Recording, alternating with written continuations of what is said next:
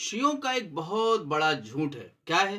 کہتے ہیں کہ حضرت عمر نے کئی مرتبہ یہ کہا، حتیٰ کہ 100 مرتبہ یا 70 مرتبہ کہا کہ لولا علی لہلک عمر، اگر علی نہ ہوتے تو عمر ہلاک ہو جاتے۔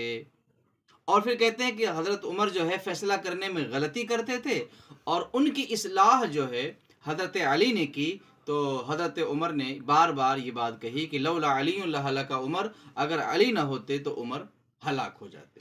آپ کو حیرت ہوگی، تلاش بسیار، خوب تلاش کرنے کے بعد ایسی روایتیں نہیں ملی، صرف 4 ایسی روایتیں ملی کہ جہاں لولا علی لہلک عمر کا ذکر ہے۔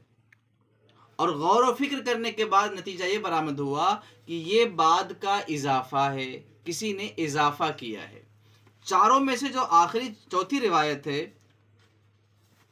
اس میں بھی کسی کا اضافہ ہے، اول تو روایت پر ہی کلام ہے، پھر لولا علی لہلک عمر یہ کلمہ جو ہے جوڑا گیا ہے اس کے ساتھ۔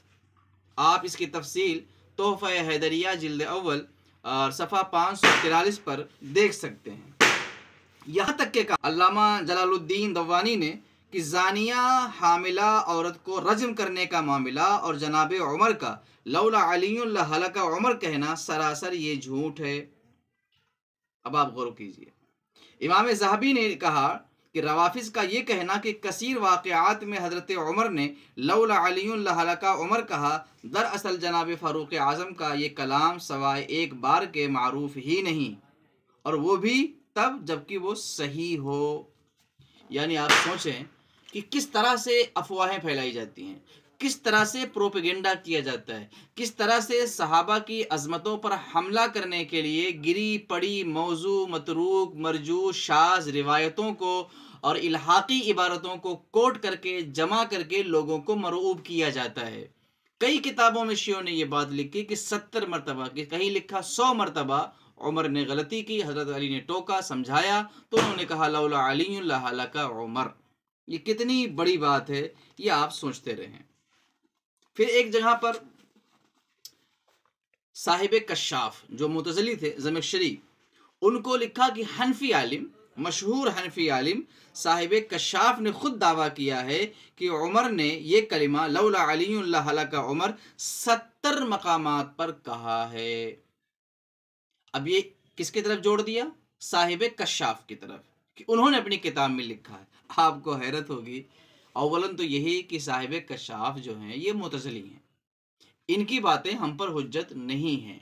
دوسری بات یہ ہے کہ شیعوں کا جھوٹ تو دیکھیں کہ جتنی کتابیں زمخشری نے لکھی ہیں کسی بھی کتاب میں روایت نہیں ہے۔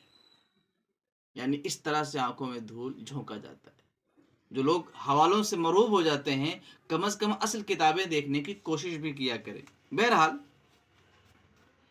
علامہ امام ذہبی نے کہا کہ جار اللہ زمخشری مذہب اعتدال کا داعی تھا، اللہ ہمیں اس کی شر سے محفوظ رکھے، اس کی تفسیر کشاف کا مطالعہ کرنے سے بچو۔